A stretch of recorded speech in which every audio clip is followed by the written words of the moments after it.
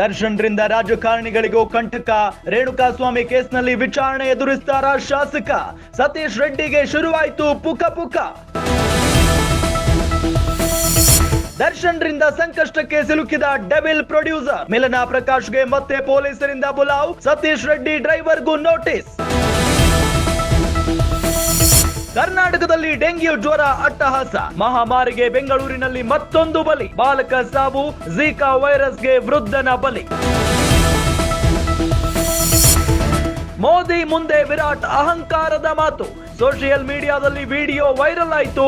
ರಾಜಕಾರಣದಲ್ಲೂ ಭಾರಿ ಚರ್ಚೆಗೆ ಗ್ರಾಸವಾಯಿತು. ರಾಜ್ಯದ ಹಲವೆಡೆ ಮಳೆರಾಯನ ಅಬ್ಬರ.